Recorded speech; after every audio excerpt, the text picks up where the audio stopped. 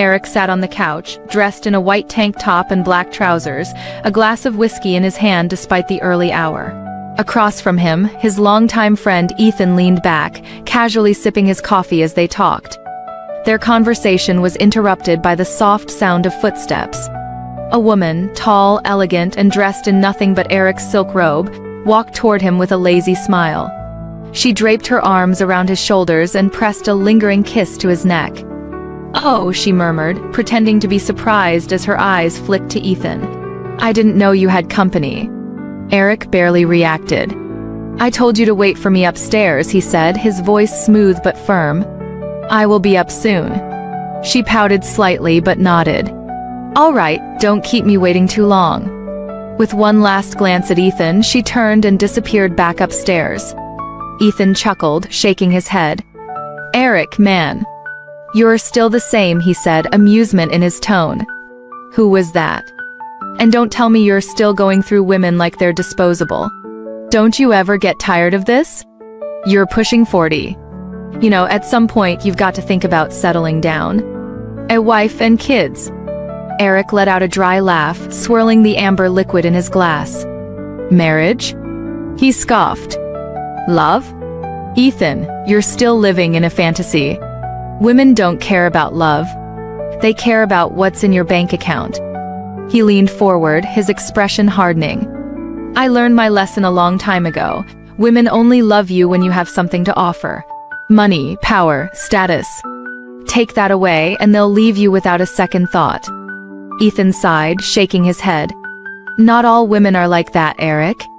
There are still women out there who love unconditionally. My wife, for one." Eric smirked. "Oh, right. Your wife. The exception to the rule." He leaned back. "Tell me, Ethan, if you lost everything today, your money, your influence, are you really so sure she would still be by your side?" Ethan's gaze never wavered. "Absolutely. She was with me long before I had any of this.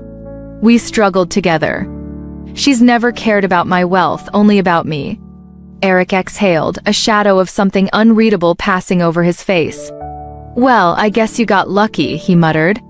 Then his smirk returned, cold and detached. "But don't kid yourself, Ethan. Your wife is one in a million. The rest?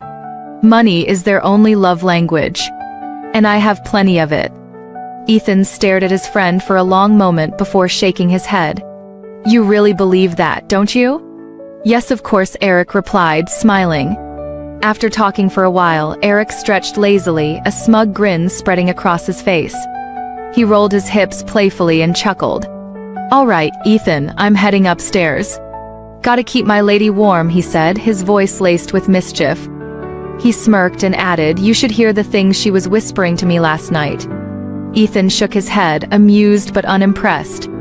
"Bro, you really need to get serious with your life," he said with a sigh. Eric scoffed, waving him off. "Don't worry about me, Ethan. Focus on your wife and kids. I just want to enjoy my money without some ungrateful woman coming in to ruin my peace." With that, he jogged up the stairs, disappearing into his bedroom. Inside, Rosemary sat on the edge of the bed, twirling a lock of her hair between her fingers, biting her lip in a way she knew drove men crazy. As Eric approached, she gave him a sultry smile. "Missed me already?"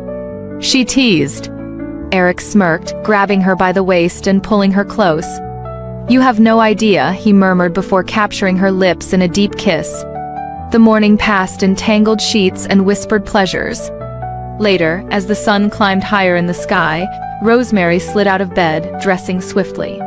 She turned to Eric, who was still lounging against the pillows, watching her with a knowing expression.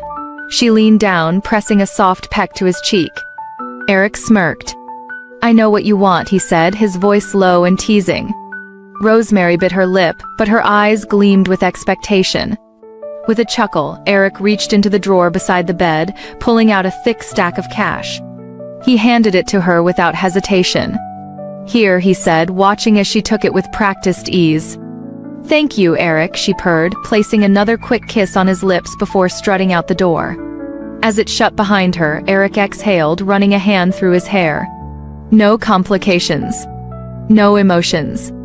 Just money, exactly the way he liked it. That morning, Eric got dressed, grabbed his briefcase, and headed to work. At the office, his secretary Samantha walked in carrying a stack of files. She wore a fitted blouse and a pencil skirt that hugged her curves, her heels clicking softly against the floor. Flashing a bright smile, she greeted him.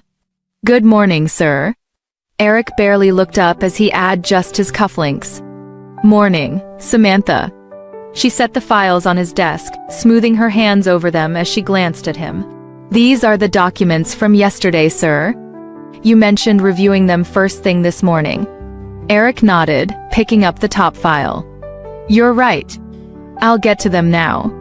Samantha lingered, her eyes subtly scanning his face, waiting for him to look at her.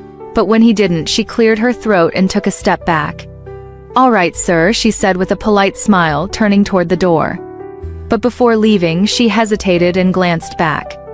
"Sir, would you like me to get you some snacks?" she asked, her voice soft, almost hopeful. Eric glanced up briefly and shook his head. "No, Samantha, I'm fine." She nodded, hiding her disappointment behind a professional smile. "All right, sir." With that, she opened the door and stepped out, leaving Eric to his work, unbothered and uninterested. When Eric arrived home that evening, he walked into his room, loosening his tie as he set his briefcase on top of the locker. He exhaled deeply, rubbing the back of his neck before sinking onto the bed. After a moment of silence, he pulled out his phone and called his head domestic staff, Mrs. Regina, to the living room. A few minutes later, Regina entered, her posture straight and professional. "Good evening, sir," she greeted politely. Eric glanced at her and gave a small nod. "Good evening. Have a seat." Regina sat down, folding her hands neatly in her lap. "So, Tina and Anita are quitting this weekend?" Eric asked, his tone calm but direct. "Yes, sir," Regina confirmed with a nod. He exhaled, leaning back slightly. "I see. Did they tell you why?" "Yes, sir," she replied. "Tina just got married and is relocating to another city, and Anita is going back to school." Eric ran a hand down his face. "I see. Well, good for them," he muttered. "That means they'll need new maids to replace them." "Yes, sir," Regina agreed. "I'll start searching for new staff immediately." Eric nodded, his expression firm. "Good. And Regina, make sure they fit all the requirements. I don't want just anyone working in my mansion." "Of course, sir," she assured him. Satisfied, Eric stood up, signaling the conversation was over.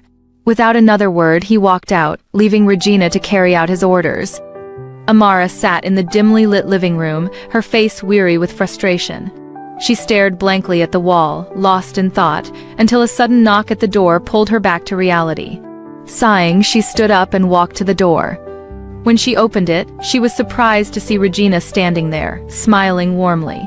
"Regina," Amara said, forcing a small smile as she stepped aside. "Come in."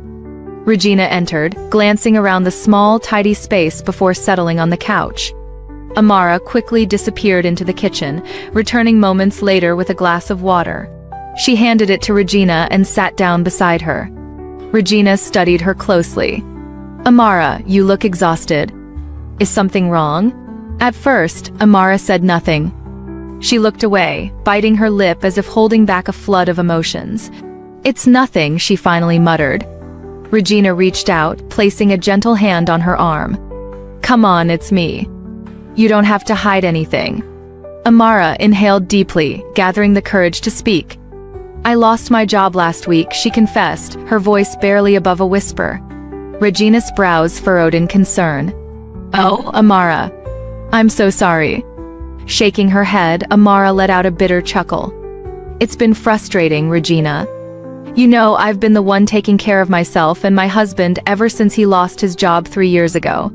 He doesn't even try to find work. He just drinks, stays out late, and then comes home to accuse me of things I haven't done. And now, without a job." She trailed off, rubbing her forehead in frustration. Regina gave her hand a reassuring squeeze. "I had no idea, Amara. I wish I had known sooner." She hesitated for a moment, then continued, "Listen, I think you're in luck. My boss needs a new maid. 2 of his staff are quitting this weekend." If you're willing, you can take the job. Amara looked up, her eyes widening slightly. As a maid? Regina nodded. Yes. I know you're married, but it's not as bad as it sounds. You won't have to stay there. You'd come in the morning, clean, and leave in the evening. If you prefer, you can even work as the assistant cook. Amara hesitated. Regina gave her a knowing look. I won't lie, the job can be stressful, and my boss, well, he's a lot to handle. But if you follow his rules, you'll be fine. The pay is good, Amara. You can save up until you find something better.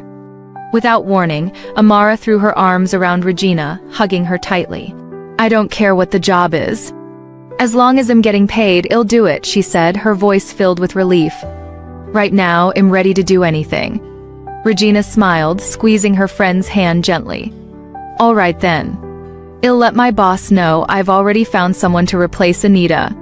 The next day, Regina informed Eric that she had found 2 new staff members to replace Anita and Tina.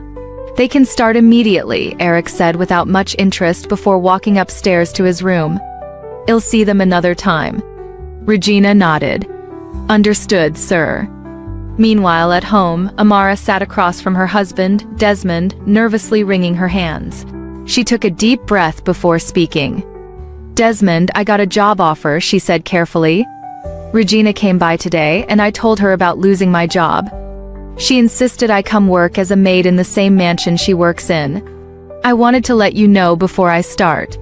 Desmond scoffed, barely sparing her a glance. I don't care if you work as a maid or as a beggar, Amara, he said coldly. All I want is for you to bring money into this house. Without another word, he stood up and walked away, leaving Amara clutching her chest, his words cutting deeper than she wanted to admit. Later that week, Eric arrived home early, something that rarely happened.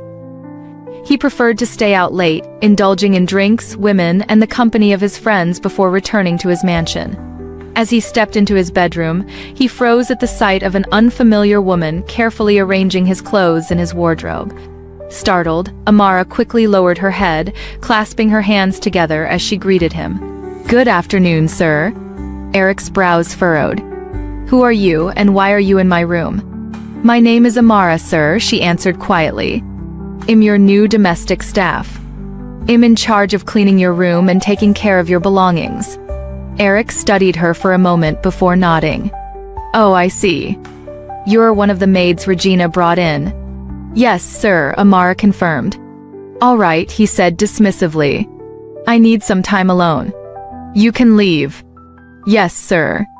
She turned to go, but before she could step out, his voice stopped her. Before you leave for the day, meet me in the living room with the other new staff, he ordered. Amara swallowed and nodded. Understood, sir. With that, she stepped out, closing the door softly behind her. That evening, before Amara left for home, she and her fellow new colleague, Janet, stood before Eric in the living room. He sat back on the couch, his expression unreadable as he observed them. With a firm voice, he spoke. So, you two are the new domestic staff replacing my old ones?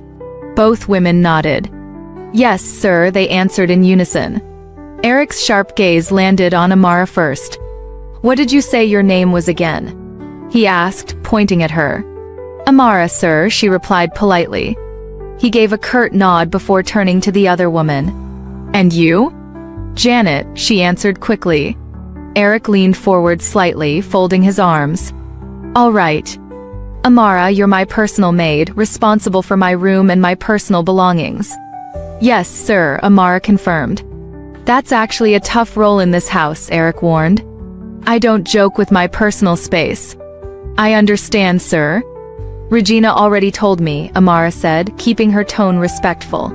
Good, Eric replied. I trust Regina's judgment since she interviewed you both, but I would like to know a little more. Where do you live? Your age? Marital status? Janet answered first. I'm single, sir, and I'm 24 years old.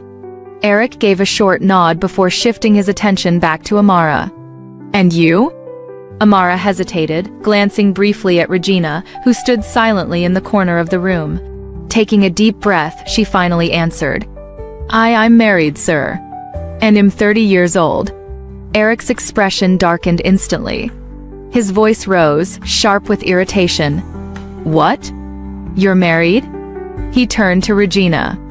I thought I made it clear. I don't want a married woman as my personal maid. Regina quickly stepped forward, bowing her head slightly, hands clasped in front of her. I'm sorry, sir, she said in a calm but pleading tone. I promise she's fit for the job. Her marital status won't be an issue. Eric's jaw clenched. Are you out of your mind, Regina? Why would you bring me a married woman? Find someone else to replace her. I don't want this problem. At that moment, Amara dropped to her knees, desperation written all over her face. Sir, please. I need this job, she pleaded. I promise I will abide by all your rules and won't let my personal life interfere with my work. I will be diligent, sir. Please, give me a chance. Regina knelt beside her, adding her own plea. Sir, I assure you, she's hardworking and capable. Just give her a chance. Eric exhaled heavily, clearly annoyed but also out of options. After a long pause, he finally spoke. Fine, he said grudgingly. You can stay, but on one condition. His gaze locked onto Amara's. You'll be under strict supervision for 1 month. If I notice even the slightest issue, if you're late because of your husband, if you let your personal life interfere with your duties, I won't hesitate to fire you. Understood? Amara nodded quickly. Yes, sir. I won't disappoint you. Eric studied her for a moment longer. Then, as if another thought crossed his mind, he asked, Do you have children? Amara shook her head. No, sir. Fair enough, he muttered. You may go. With that, Amara and Janet stood up, bowed slightly and left the room. As Amara walked out, she let out a shaky breath. Amara worked diligently in the mansion, ensuring every task was completed to perfection. Her 1-month probation period had passed without a single issue. She arrived early every morning, cleaned Eric's room meticulously, folded his clothes, and arranged his documents with care. Most days she left before Eric even returned home, and as a result their paths rarely crossed. At home, Amara and her husband constantly argued, and Desmond never hesitated to hit her.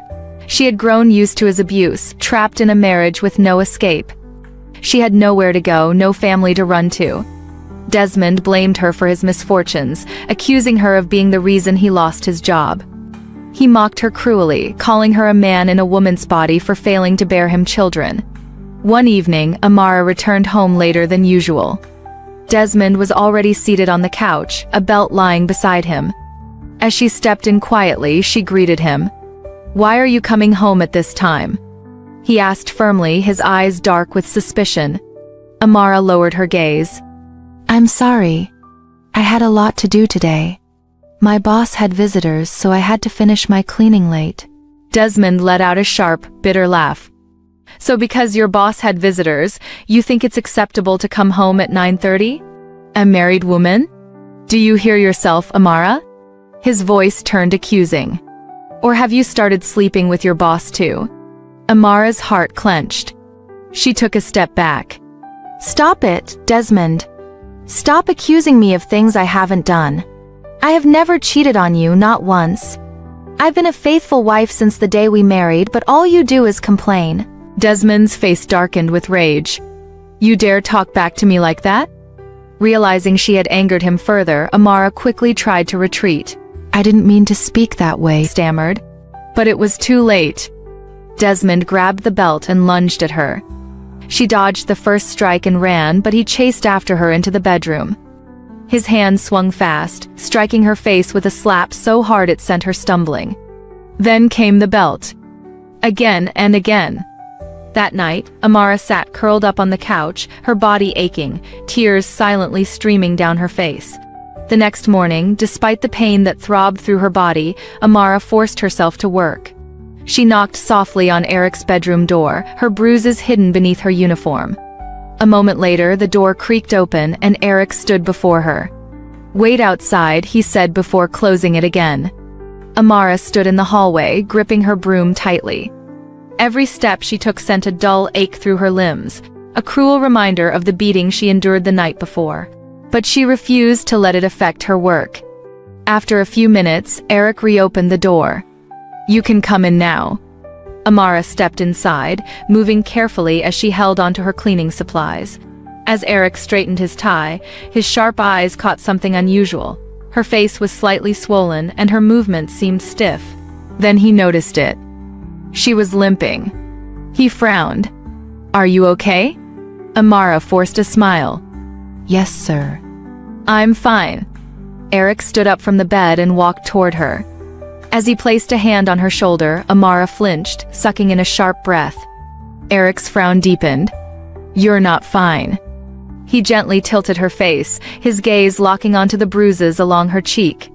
His tone hardened. "What happened? Where did you get these bruises?" Amara let out a small, nervous laugh.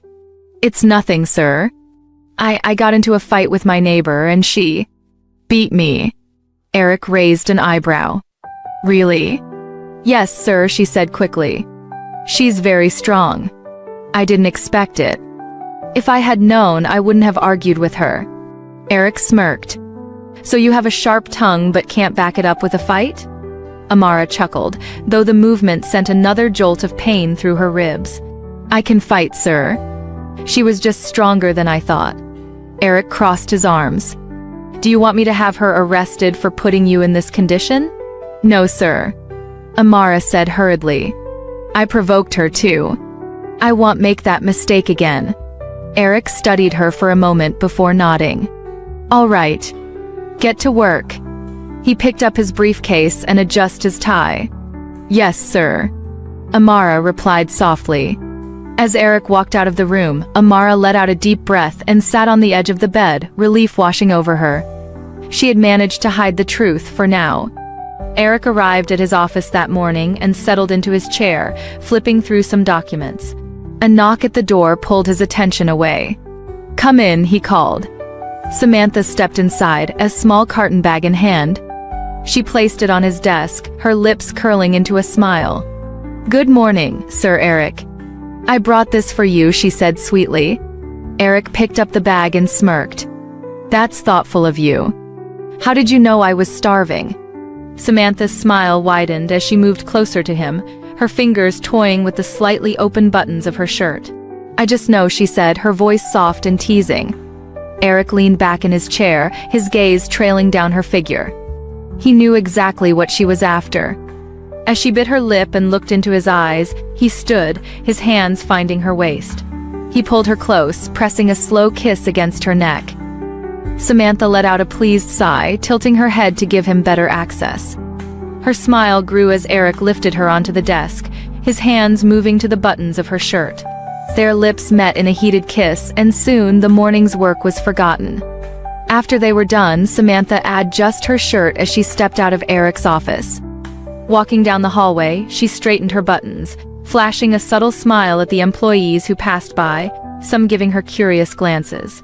Reaching her office, she closed the door behind her and sank into her chair, a satisfied smile spreading across her lips.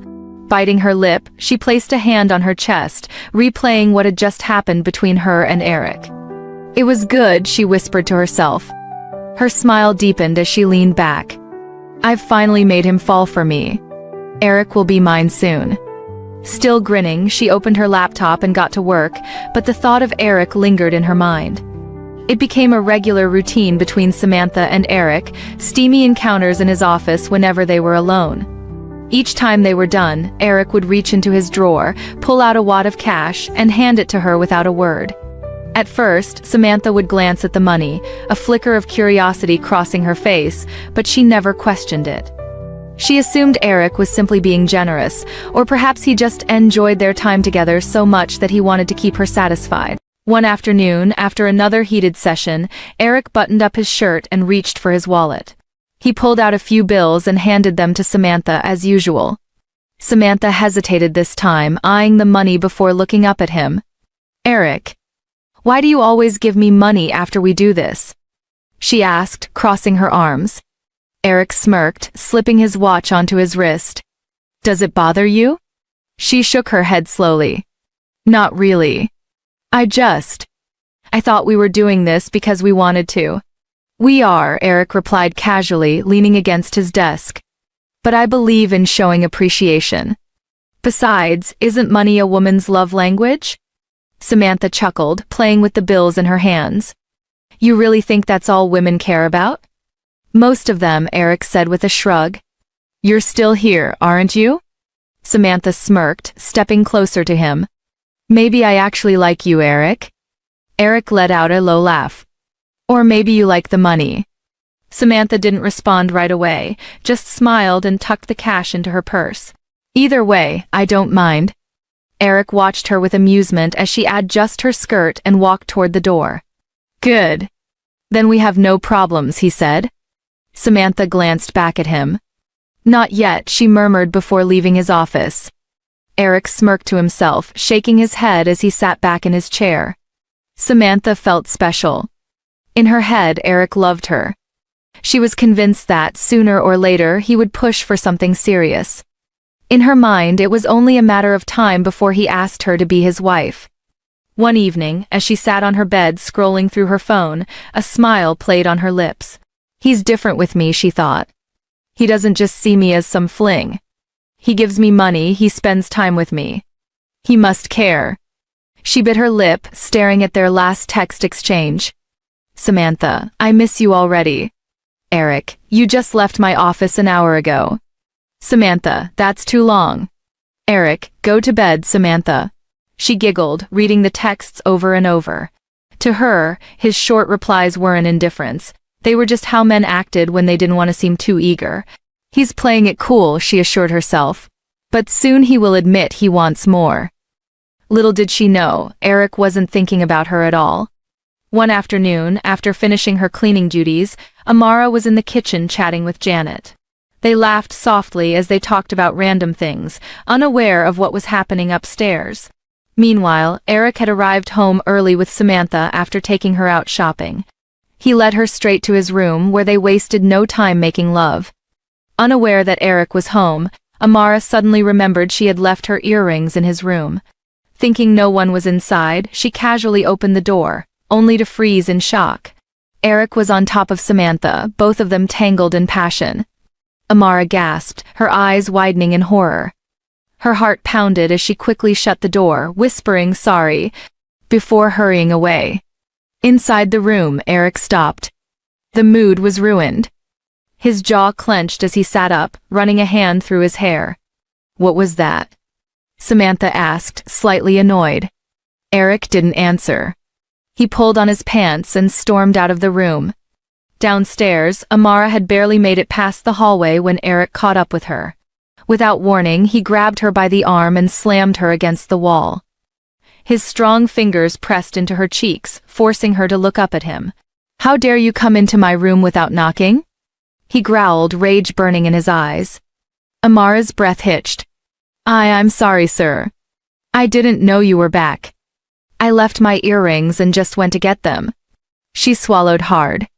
I promise I didn't see anything. Eric's lips curled into a wicked smirk. And you expect me to believe that? His voice was low, taunting. How about I take you to my room and give you the same thing I was giving her? I know you want it. Amara's eyes widened in shock. She pushed against his chest, panic flashing across her face. Stop it, sir. Stop it. I'm a married woman. Eric studied her for a moment before finally releasing her. He scoffed, shaking his head. Get out of my sight, he muttered before walking away. Amara stood there, rubbing her cheek, trying to soothe the pain left by his firm grip. Her heart pounded, fear and humiliation washing over her. That night, Amara arrived home exhausted and crashed onto the couch, still in her uniform. Her body ached from the long day at work, and all she wanted was to close her eyes and rest. Moments later, Desmond walked in, his face already twisted with irritation. He saw her lying there and, without hesitation, hit her hard on the leg to wake her up. Amara stirred, rubbing her tired eyes as she sat up. You're just lying here like a log of wood, Desmond sneered. Go fix me something to eat. Amara glanced at the clock. It was past 11 p.m. You want me to go and make food at this hour? She asked, her voice laced with disbelief. First of all, you come home late, even though you have nothing to do. And now you're telling me to get up and cook for you at this time? Why didn't you find something to eat wherever you were? She let out a tired sigh. Please don't disturb me. I'm stressed out. I need sleep. She picked up her bag and turned to walk to the bedroom. Desmond grabbed her arm tightly and yanked her back onto the couch. Are you stupid? He growled, his grip tightening. Where are you getting the courage to talk back to me like that?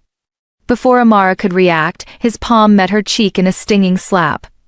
Don't you ever speak to me like that again, he hissed. Never. Ever. Amara clutched her burning cheek, tears welling in her eyes. She had had enough. I'm tired, Desmond. I'm tired. She shouted, her voice trembling with frustration and pain. Why are you so heartless? This isn't the man I fell in love with. This isn't the man I married. What happened to you? Why do you hate me so much? Desmond glared at her, his jaw tightening. You changed me, Amara, he spat. Ever since you made me lose my job. And for 5 years of our marriage you have refused to conceive. I am my parents' only child, and you want me to die without someone to carry on my lineage? Amara's chest tightened. Desmond, I'm trying. I've gone to the hospital several times and the doctor says I'm fine. I've begged you to come with me for a checkup, but you always refuse. You won't even touch me when I ask. How am I supposed to get pregnant if you won't even try? Desmond scoffed. Shut up, Amara. His voice was cold, emotionless. I've told you countless times I am fine. I don't need a hospital checkup. My ex-girlfriend in high school got pregnant for me once, but she got rid of it. So don't tell me I have a problem. The issue is you. He gave her a disgusted look. I never thought I would end up with a barren woman. I should have told my ex to keep that baby. Amara felt like the ground beneath her had crumbled. Tears streamed down her face as she looked at the man who once promised to love and protect her. At least let's try, she pleaded in a broken voice. Make love to me. How can I get pregnant if you rarely touch me? Desmond let out a bitter laugh. What's the point of sleeping with you? He asked, his voice dripping with cruelty. I won't waste my energy on someone who can't even bear fruit. What's the point? Amara let out a sob, covering her face with her hands. Fix my food, Desmond ordered coldly. Unless you want to see the worst side of me. And with that, he walked away, leaving Amara trembling, shattered, and alone. The next morning, Amara arrived at work, her body still sore from the previous night's beating. As she cleaned Eric's room, she got lost in thought, replaying Desmond's cruel words over and over in her mind. Her hands slowed, and she absent-mindedly wiped the same spot on the nightstand over and over. Eric, who was seated on the couch scrolling through his phone, glanced up and noticed her frozen in place. He frowned. Amara. He called sharply. She flinched, snapping out of her daze. If you're going to stand there daydreaming, then maybe I should hire someone who knows how to do their job, Eric said coldly. Do your work properly. Amara quickly lowered her gaze and nodded. I'm sorry, sir, she murmured before hastily resuming her cleaning, pushing her thoughts away. Eric watched her for a moment, noticing the distant look in her eyes and the stiffness in her movements. He was about to say something but stopped himself. It wasn't his business. He turned back to his phone, while Amara continued her work in silence, masking the storm raging inside her. Samantha had spent the night at Eric's place, feeling on top of the world. She truly believed she was different from all the other women in his life. But that morning, reality was about to hit her harder than she ever expected. As the soft glow of dawn filtered through the curtains, Eric emerged from the restroom, drying his hands. Samantha was still lying in bed, but as soon as he walked in, she sat up straight, determination in her eyes. Eric, I need to talk to you, she said firmly. Eric, buttoning up his shirt, barely looked at her. Go ahead. I'm listening. Samantha took a deep breath, gathering her courage. What are we? Eric froze mid-motion. Slowly, he turned to look at her, then let out a short chuckle before sitting on the edge of the bed. Did you just ask what we are? He repeated, amusement lacing his voice. Samantha folded her arms. Yes, Eric. I did. Eric leaned back slightly, stretching his arms. We are. A boss and his secretary. Having an affair. Samantha's expression darkened. Just that? Eric raised an eyebrow. What else? Samantha's voice trembled with frustration. Eric, we've been sleeping together for months now. I thought by now you would have made things official. You still haven't acknowledged me as your woman, you never introduce me to anyone, and all you do is buy me expensive gifts like I'm some. She swallowed hard, toy you use when you feel like it. Eric sighed and stood up, running a hand through his hair. Samantha, I'm sorry if you got the wrong idea, but I thought you enjoyed what we had. He glanced at her. I even pay you after we're done because I don't want it to feel like you're giving yourself to me for free. At least, all you women care about is money. Samantha's heart shattered. Tears welled up in her eyes as she stared at him in disbelief. Eric, you're heartless, she whispered, her voice breaking. So all this time you felt nothing for me? You just saw me as a slut? Her hands clenched into fists. You paid me? You think I was selling myself to you? Eric's voice was calm but firm. Samantha, I didn't use you. You got what you wanted, money. And I got what I wanted from you. I never forced you into this. You were the one who threw yourself at me, remember? Samantha shook her head as tears spilled down her cheeks. I should have believed the rumors about you. That you use women and never take them seriously because of your wealth.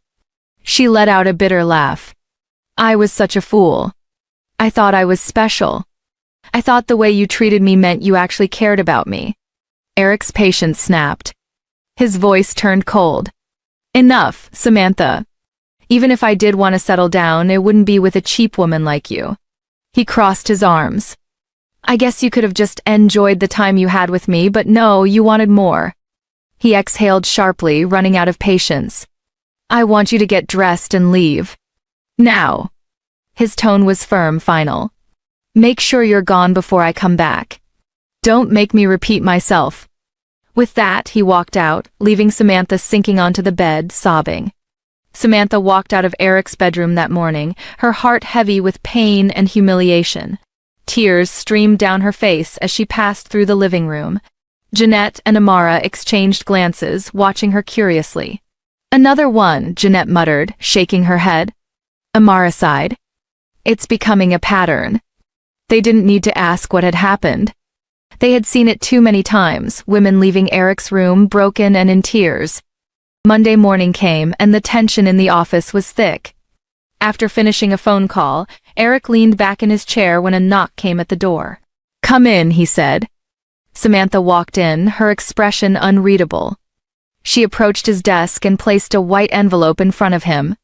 Eric glanced at it, then at her. What's this? Samantha folded her arms. It's my resignation letter. I can't work here anymore. A smirk played on Eric's lips as he picked up the envelope, rubbing his chin thoughtfully. All right. If that's what you want, I'll have someone replace you immediately. Samantha's eyes widened in shock.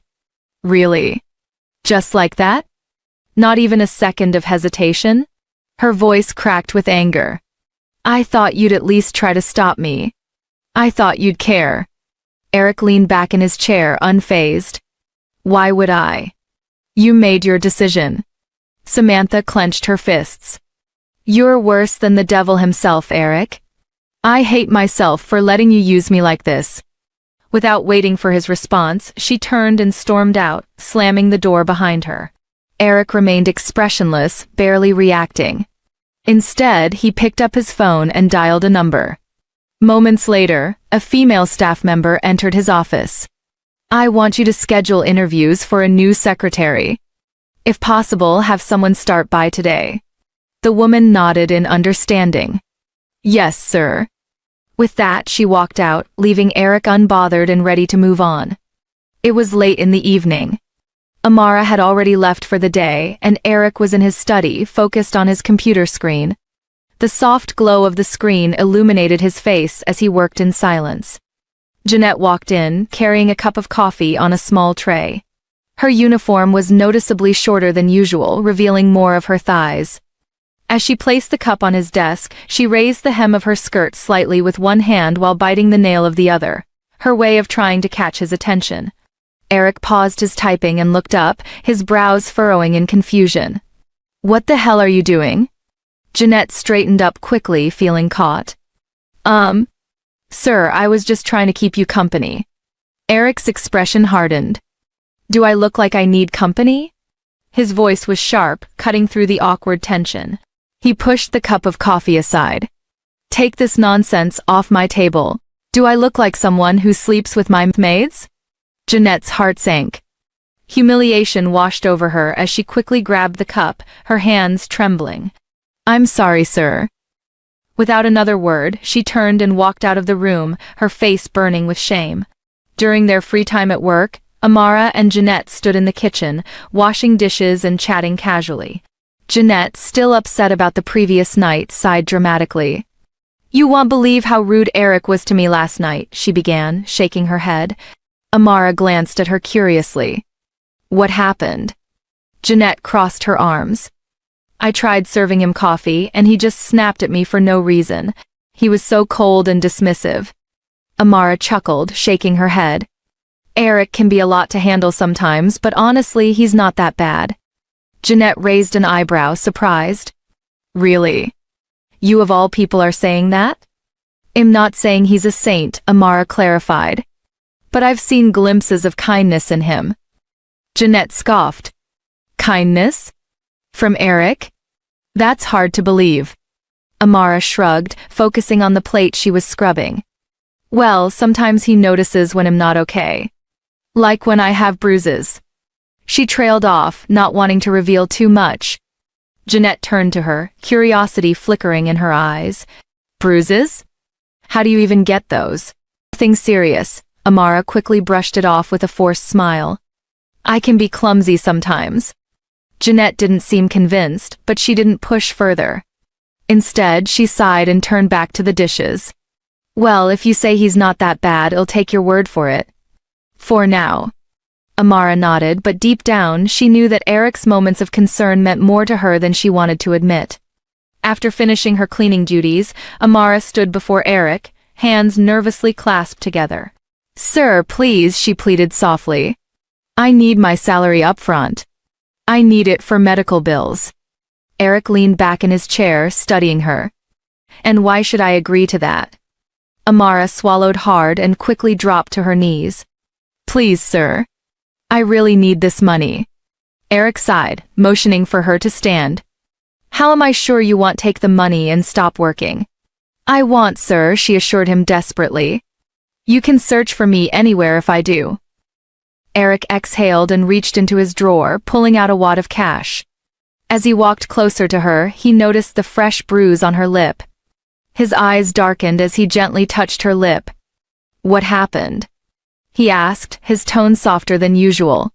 Amara flinched slightly but quickly forced a smile. I got into a fight."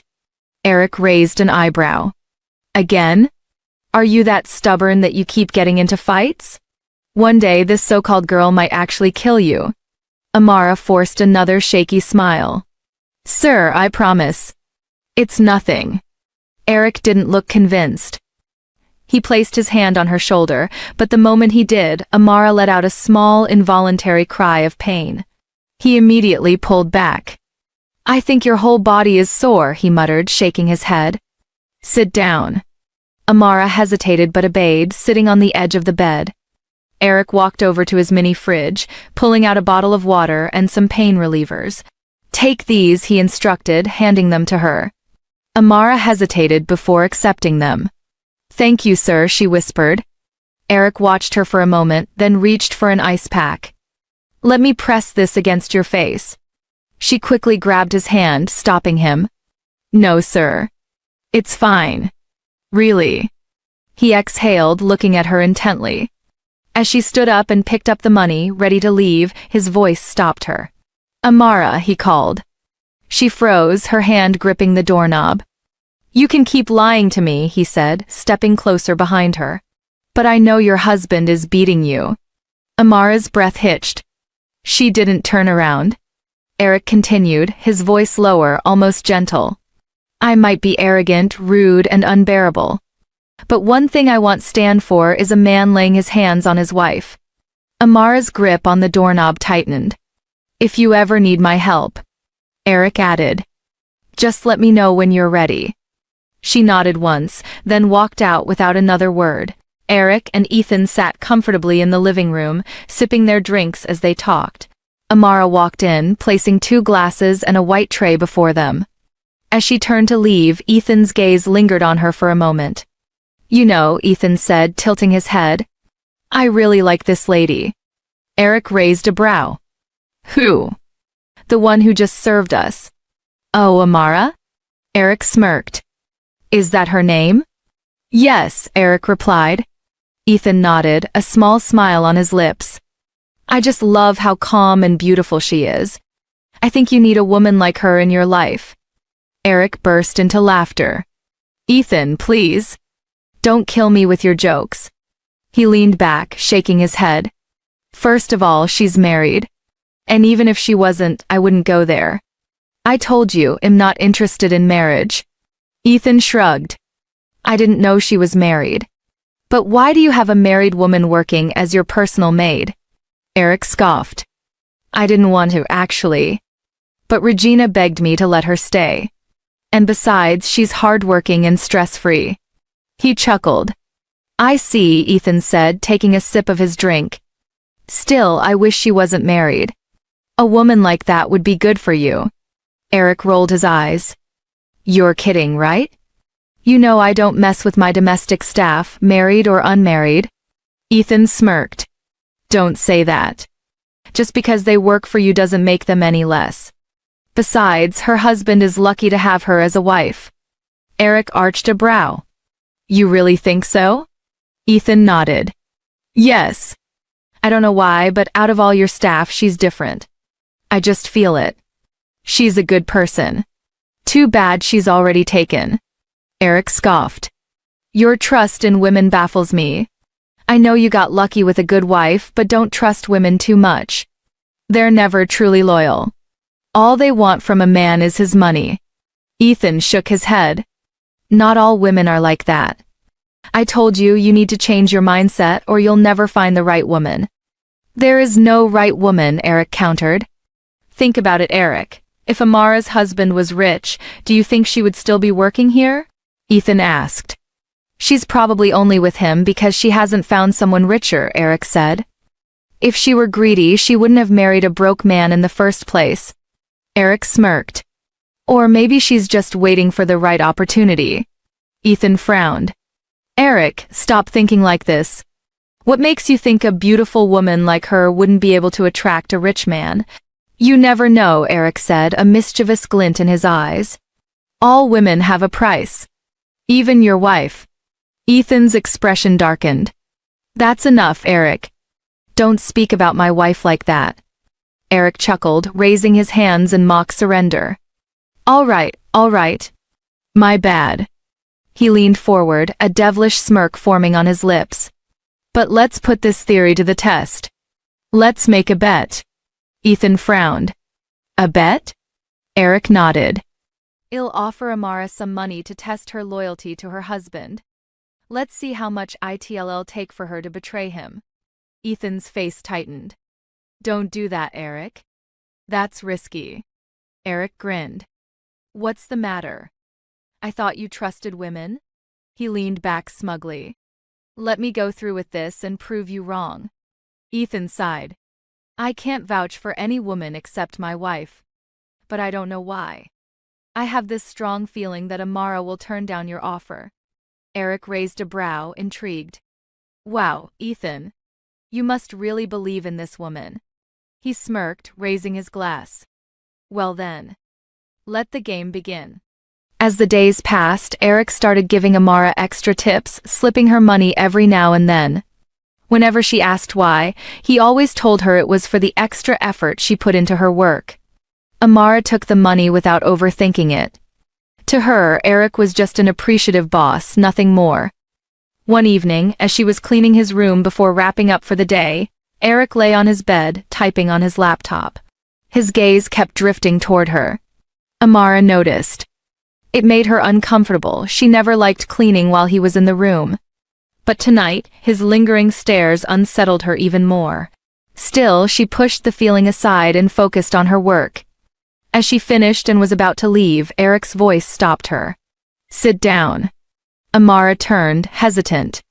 "Sir, I insist." Reluctantly, she sat, shifting slightly away from him. But before she could react, Eric reached for her hand, pulling her closer. She tensed. Then he leaned in, trying to kiss her.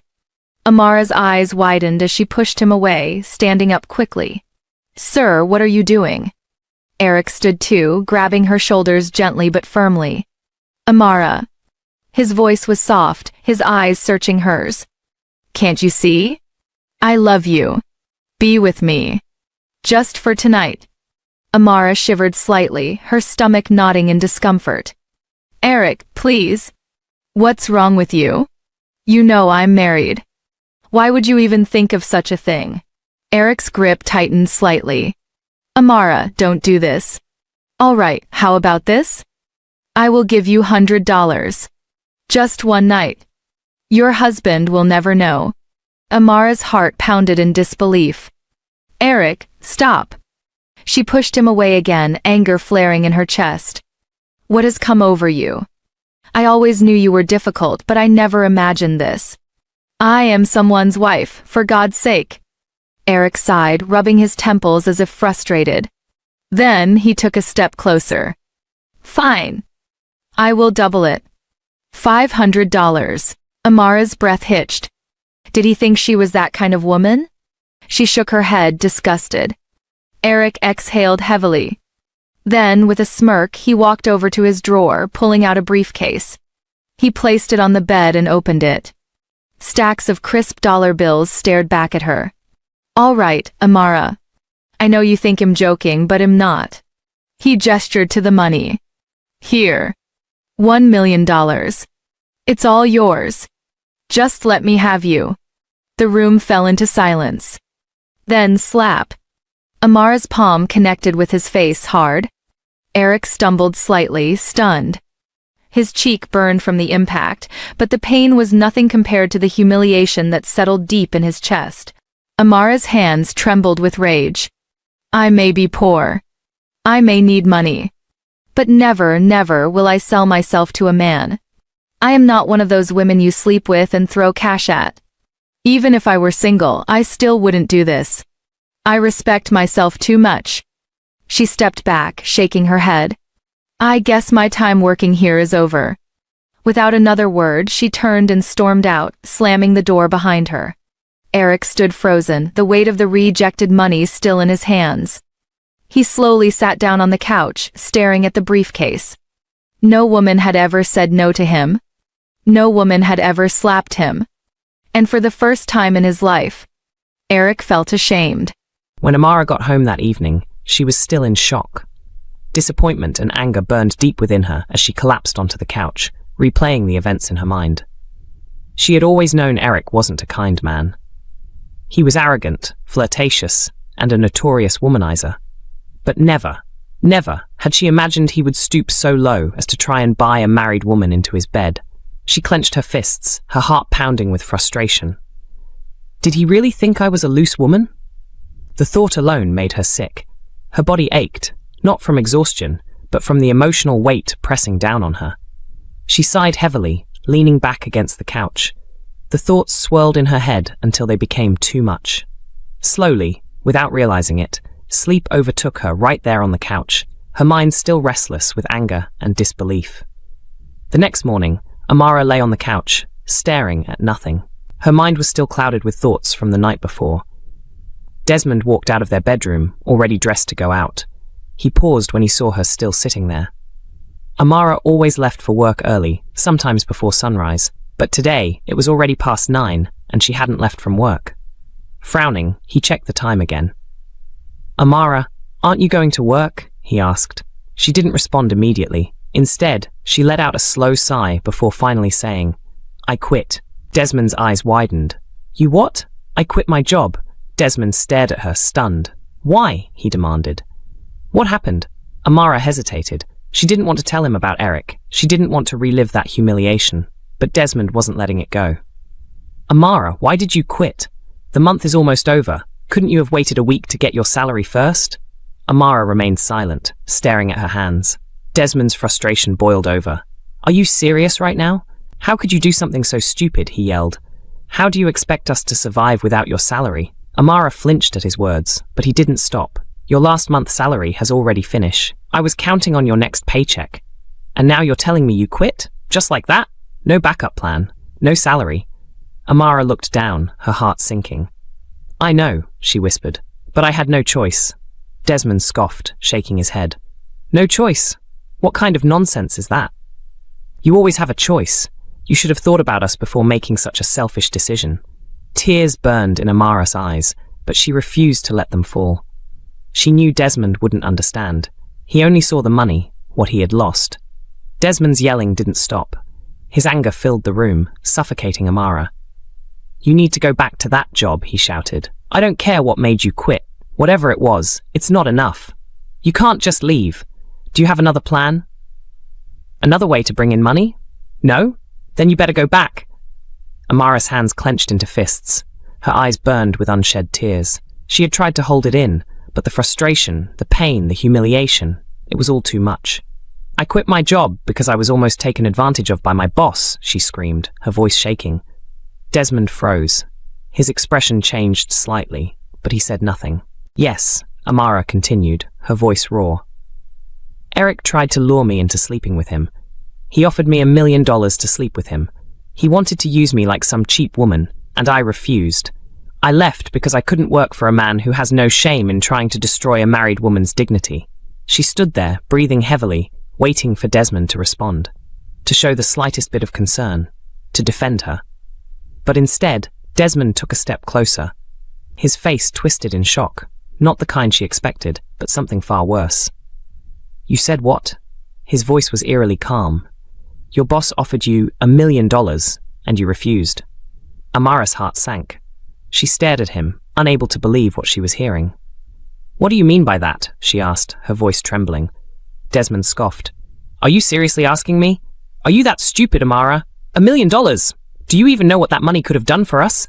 Do you know what I could have done with that money? I could have gotten back on my feet. I could have started something big. But no, you had to be selfish. You had to throw it all away just because of some stupid dignity nonsense. Amara took a shaky step back. Desmond, you can't be serious. Oh, I'm very serious, he snapped. I always knew you were selfish, but this is a new level of stupidity. One night, Amara. One night. And you couldn't even do that for your family? Tears welled up in Amara's eyes. Desmond, we are struggling, yes. But that doesn't mean I should sell my body. That doesn't mean I should break our marriage vows. Desmond let out a bitter laugh. What stupid marriage vows, he sneered.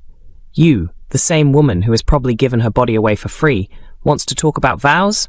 Stop it, Desmond. Amara's voice cracked. I want you to stop saying such disgusting things. You're my husband. You're supposed to protect me, not push me into. Desmond raised a hand, not to hit her, but to silence her. I don't want to hear your excuses, he said coldly. I'm going out. I have important things to do. But when I come back, we're going to talk about this again. And you better have a real explanation for your stupidity. With that, he turned and stormed out, slamming the door behind him. Amara stood frozen in place, her body trembling. This was the man she had sacrificed so much for. The man she had loved. And yet, he had just told her, without hesitation, that he would rather see her in another man's bed than see her hold onto her self-respect. A bitter laugh escaped her lips, followed by a sob. She had always known Desmond could be cruel, but she had never expected this. Eric sat in his dimly lit office, staring at the untouched glass of whiskey on his desk. His fingers tapped against the wooden surface, his mind tangled in thoughts he couldn't shake. He had not been able to get over what had happened with Amara. He had expected her to give in, like every other woman before her. He had tested her, convinced that money was enough to bend any woman's will. But Amara had rejected him. And not just rejected, she had slapped him, insulted him, and walked away as if his millions meant nothing. Eric clenched his jaw, still furious, not at her, but at himself. How could I have misjudged her so badly? He had spent years believing all women were the same, that every woman had a price, that no woman would ever choose love or loyalty over luxury. And he had proof. His ex-girlfriend had left him for a richer man. She had thrown away everything they had together, choosing wealth over love. That betrayal had shaped him, hardening his heart against romance, making him see women as opportunists who pretended to care while secretly calculating how much they could gain. Since then, Eric had never given his heart to another woman. He had no trust left to give. But Amara, she had shattered that belief. And yet, another thought crept into his mind. What if she was just playing hard to get? What if she was waiting for a better offer? What if, after a few days of struggling with her husband, she would come back and change her mind? Eric smirked bitterly. They always do. He wasn't ready to accept that Amara was different. His pride wouldn't allow it. His ego refused to believe that a woman had truly rejected him, not because she was waiting for more, but because she actually had principles. Still, a part of him, one he had long buried, whispered, "What if she really is different?" That thought unsettled him more than anything else. Amara sat on the edge of their old, creaky couch, staring blankly at the peeling paint on the wall. The past few days had been unbearable.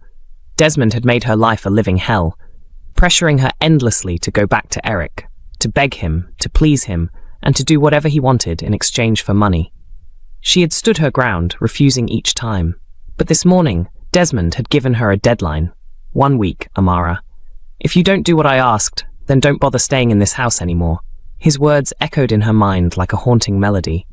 She used to love him deeply, and for a time, he had been a good man, but their marriage had changed. He had changed.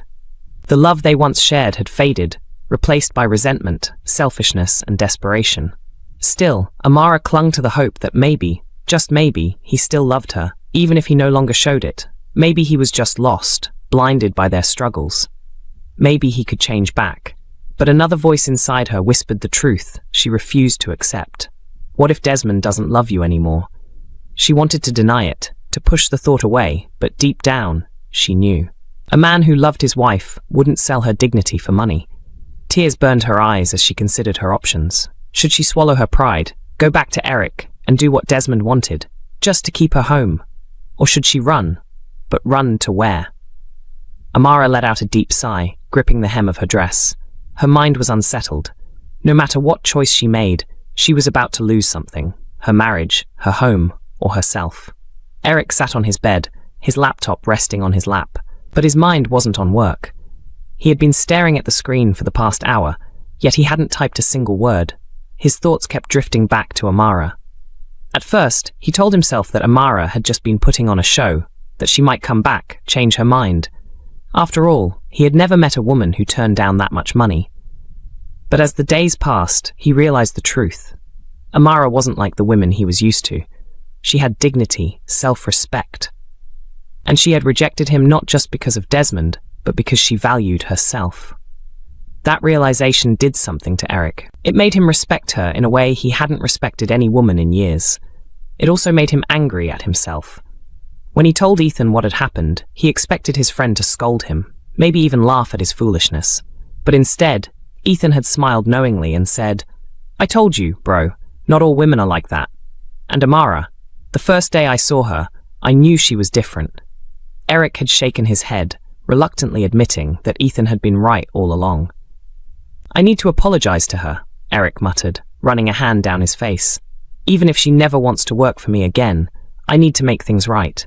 Ethan nodded. "Then do it, and do it quickly." Eric had spent the last few days thinking about how to approach her. He considered asking Jasmine, his assistant, to help arrange a meeting. He wasn't sure if Amara would even want to see him, but he had to try. Yet, as he planned his apology, something unexpected happened. He started thinking about Amara in a way he couldn't quite explain. She was different. He had assumed all women could be bought, that they all had a price, because that's what life had taught him. But Amara, she was living in a toxic marriage. He knew that. He had seen her bruises, and he knew those bruises were caused by her husband. And yet, even in her struggle, even with $1 million in front of her, she chose to stay faithful. She didn't just reject him. She rejected the idea that money could ever replace self-respect. And that shook Eric to his core. For the first time in years, he was looking at a woman not as a game, not as a prize, but as someone he respected. And that terrified him. But right now, none of that mattered. What mattered was that he found Amara and apologized. And he was going to do just that. Sighing, Eric shut his laptop and grabbed his phone. He had to find a way to see her, even if she never wanted to work for him again. He considered calling Jasmine to help set up a meeting. A few days passed, and Eric had made up his mind. He was going to reach out to Amara, go to her place, and apologize. Jasmine had already given him her address, and he told himself that by the weekend, he would visit her, explain everything, and ask for her forgiveness. On the other hand, Amara was going through hell in her home. Desmond had been tormenting her non-stop since she rejected the money. His nagging had become unbearable, and when words alone didn't work, he resorted to emotional blackmail. He reminded her of everything he had done for her. "I spent over $200,000 on your mother's heart surgery before she died," he shouted. "I put you through school. I sponsored you through university. And what did I get in return?" He blamed her for his downfall. "You made me invest in that stupid business deal. It was a scam, and I lost everything because of you. I lost my job because of you. I gave you everything, and now you can't do this one small thing for me?" His words hit her like a hammer. Over and over again, he reminded her of her supposed debts to him, making her feel like she owed him her life. After so many days of this, Amara broke down. She thought about everything Desmond had done for her. He had spent so much money on her, sacrificed so much. No matter how much she hated what he was asking her to do, she couldn't deny that he had been there for her once. She felt trapped. With a heavy heart, she finally made up her mind. The next day, she would go to Eric. She would apologize, and she would do what her husband wanted her to do. That day, Amara prepared herself. Even though it was a tough decision, she convinced herself that she had to do what her husband asked of her. Maybe, just maybe, if Desmond got back on his feet, he would be happy again. Maybe their marriage would return to normal. Maybe they could finally live the life she had always dreamed of. By the evening, Amara made her way to Eric's place. When she arrived, she saw Jeanette. The maid's face lit up with excitement, unaware of what had happened between them. "Amara, it's so good to see you," Jeanette said warmly. "Are you okay? You haven't been around for a while." Amara forced a smile. I wasn't feeling too well. I asked Eric for some time off." "Oh, I'm sorry about that." Jeanette gave her a concerned look. Amara nodded, pretending to be fine. "I'm okay now. Is Eric home?" Jeanette nodded. "Yes, he just got back from work. He's in his room." Amara took a deep breath. "All right, I'll go see him." As she walked toward Eric's room, her heart pounded in her chest. She hesitated for a moment before raising her hand and knocking softly on the door. Inside, Eric had just returned from work and was in the process of taking off his suit jacket. The knock caught him off guard. He wasn't expecting visitors. He walked over and opened the door, only to freeze when he saw Amara standing there. Shock flashed across his face. He had planned to go to her the next day to apologize, but instead, she had come to him. He wasn't sure why. "Amara," he said, confused. She stepped inside without waiting for an invitation. Slowly, she walked up to him, clasping her hands together. "I came to apologize," she said softly. Eric's eyes narrowed. "I was cruel," she continued. "I was rude. I even slapped you, and I shouldn't have." "You were right. I was out of line. I didn't mean to treat you like that. You are not a bad person." Eric studied her face. Something about this didn't sit right. Then Amara took a deep breath and said the words that made his stomach drop. "I'm ready to do whatever you want me to do, if you'll still give me the money." Silence. Eric's expression darkened. His heart sank. So, in the end, she was just like the others. Disappointment settled in his chest like a heavy weight. Slowly, he stepped closer. Without a word, he reached out and pulled her into his arms. His lips brushed against her neck. Amara stiffened. Then he leaned in, his breath warm against her ear. "I thought you were different," he whispered. "I thought you had dignity, that you had your pride." Amara's entire body went cold. She stood frozen, trembling, unable to find the words to respond. She had never felt so ashamed in her life. As Eric kissed her neck slowly, his lips brushing against her skin, he spoke softly into her ear. His hands tightened around her shoulders, pulling her closer. Tears welled up in Amara's eyes and began streaming down her cheeks. Her hands trembled as she finally pushed him away. "Stop," she whispered, her voice barely audible. Then, more firmly, "Stop. I can't do this. I just can't." Eric pulled back slightly, his dark eyes narrowing as he studied her face. Then, gripping her chin, he made her look at him. "Why?" he asked, his voice laced with bitterness. "Why did you stop me? Does the truth hurt? All you women are the same, greedy and selfish." "Eric, please stop," Amara pleaded, shaking her head. "I'm not supposed to be here. I'm not supposed to be doing this, but I have no choice. If I don't do this, I'll have nowhere to stay." Her legs felt weak, and she collapsed onto the couch nearby, her body shaking with silent sobs. Eric stepped closer, his expression unreadable. "What do you mean by that?" he asked. Amara wiped her tears roughly, trying to compose herself. "It's nothing," she mumbled. "I shouldn't be saying this to you. You don't care anyway. All you want from me is my body." Eric's jaw clenched. "You call me selfish and greedy?" Amara's voice cracked as she looked up at him, her eyes filled with pain and anger. "Fine, I accept it. But what about you?" Eric's brow furrowed. "You are worse than selfish and greedy. You are wicked and heartless," she spat. "You don't see women as anything. You don't value us. You treat us like instruments, using us when you please and tossing us aside when you're done." Eric stared at her, momentarily stunned. Just moments ago, she had been begging him, and now she was standing before him, throwing accusations in his face. "All you men are the same," she continued, her voice rising. "Selfish, greedy. Yet, you call women gold diggers." Eric could see it now. The raw pain in her eyes. The desperation in her voice. She wasn't here by choice. Without thinking, he grabbed her, pulling her into his arms, and before she could protest, he kissed her, firmly, deeply, wanting to silence the agony in her words.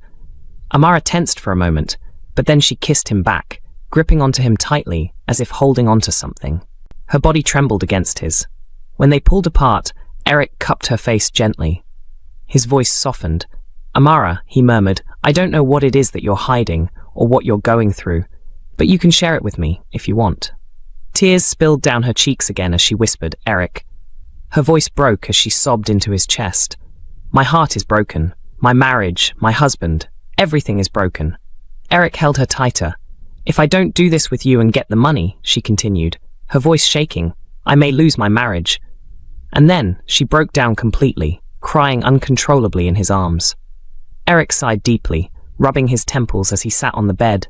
Staring at Amara, her words unsettled him. "Please, Eric," she pleaded, her voice trembling. "Don't see me as a loose woman. I just need this money to keep my marriage." Eric exhaled slowly, then reached for her hand, guiding her to sit beside him. He looked at her intently. "What do you mean by that?" he asked, his voice calm but firm. "You'll lose your marriage?" Amara lowered her gaze, shame washing over her. She couldn't bring herself to say it, to admit that her husband Desmond had pushed her into this. "Amara, talk to me," Eric urged, lifting her chin so she had no choice but to meet his gaze. "I need to know what's been eating you up. I promise, you can trust me. I'm not as bad as you think." Amara swallowed hard and turned her face away. "He's not a bad person," she murmured. "He's a good man. Things just went rough along the line, and I'm trying to fix them." Eric's brows furrowed. "Who are you talking about?" "My husband," she whispered, then finally looked at him. "Yes, Eric. My husband Desmond is the reason I'm here." Eric stiffened. He didn't expect that. "I told him about everything," Amara admitted hesitantly. "How you made advances at me, how you tried to pay me to sleep with you. I thought he would be angry, that he would defend me. But instead, he hated me more for rejecting your offer. And now, if I don't do this, he will throw me out of his house. He will end our marriage." Eric let out a short, disbelieving laugh, shaking his head. "So let me get this straight," he said. "Your husband, your so-called loving husband, wants you to sleep with me for money. That doesn't make any sense, Amara. A man who truly loves his wife wouldn't do that." "You don't understand, Eric," Amara whispered. "No, I do understand," Eric snapped. "And it's disgusting. What kind of man sells his wife just because of money?" "Desmond loves me," Amara interrupted quickly. "He does. I'm all he has," Eric scoffed. "Love? You call this love?" He shook his head. "Amara, listen to yourself. He's using you. A man who loves you wouldn't push you into another man's bed for money. That's not love. He just hasn't gotten over what I did to him," Amara cut in. Eric narrowed his eyes. "Really? And what exactly did you do to deserve this? Amara hesitated before finally whispering, I owe Desmond a lot. He's done so much for me. And if doing this will make him happy, if it will make him love me again, then I'm willing to do it.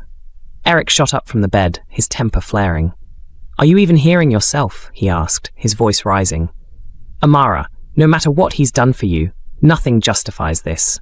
I don't care what you think you owe him. This is not okay. Amara bit her lip, tears brimming in her eyes. He's not selling me off, she whispered. Eric turned to her sharply.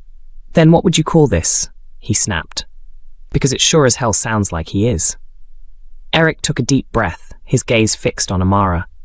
I don't understand why you think this way, but please, don't punish yourself for your husband's selfishness. Amara's expression hardened. Don't call him that, Eric. Eric frowned. Why are you defending him? How can you justify his actions? Because I made him this way, Amara whispered, her voice laced with pain. I turned him into the man he is today. I deserve all of this. And I just want to make things right. Eric shook his head in disbelief. What could you have possibly done to deserve this? What could make you willing to break your vows and throw away your dignity? Amara took a shaky breath, then finally met his eyes. You really want to know? She murmured. Fine. I made him lose everything. Eric's brows furrowed.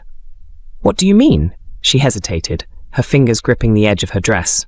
After he spent $200,000 on my mother's heart surgery, she died 3 months later. It broke me, but it shattered him too. He had done everything for me, put me through school, paid every bill, and when she still didn't survive, her voice cracked, but she forced herself to continue. He felt like all that money had been wasted. He was devastated. Eric remained silent, watching her intently. Around that time, a close friend of mine introduced me to an investment deal, she continued. I didn't do much research, but I was desperate to help Desmond recover what he lost. So I convinced him to invest a little. At first, it worked. We saw great returns, and he got excited. He finally smiled again, Eric, so he put in more, everything he had left, along with the profits had already made. Eric clenched his jaw, sensing what was coming next. The company was a scam, Amara whispered, her voice barely audible. It collapsed and all the money was gone. My friend, someone I trusted, disappeared without a trace. Eric exhaled sharply. And just weeks later, Desmond lost his job, she went on. He had secretly used company savings for the investment, and when it failed, they nearly had him arrested. To avoid jail, he had to sell his cars, his possessions, everything except the house, just to pay back the debt. Eric shook his head, unable to believe what he was hearing. For months, he drank himself into oblivion, Amara murmured. And little by little, he started resenting me. He blamed me for everything. No matter how much I apologized, it didn't matter. He stopped loving me. He stopped looking at me the way he used to. She swallowed hard, fresh tears brimming in her eyes. But I've held on to the hope that one day he will forgive me. That one day we can be happy again. Eric studied her, his expression unreadable. And now, this is my chance, she whispered. If doing this will make him happy, if it will bring us back to how we used to be, I have no choice. Eric sighed heavily, rubbing his forehead. Amara. He reached out and gently cupped her cheek. I'm sorry for everything you've been through, but this isn't the way. Tears spilled down her face as she lowered her head. Eric hesitated, then pulled her into his arms. She clung to him, sobbing softly against his chest. Minutes passed in silence, her breathing growing slower, steadier. She had exhausted herself with tears. Eric carefully laid her down on the bed, pulling the blanket over her. He watched her for a moment, his mind racing. Then, without a word, he walked over to the couch, lay down, and closed his eyes. Tonight, he wouldn't take advantage of her pain. Tonight, he would simply let her rest.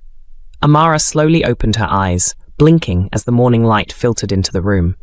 She stretched, rubbing her eyes, trying to piece together how she had ended up here, on Eric's bed. Her heart pounded as she sat up, immediately checking her clothes. Everything was intact, but anxiety still gripped her chest. Just as she was about to gather her thoughts, the door creaked open.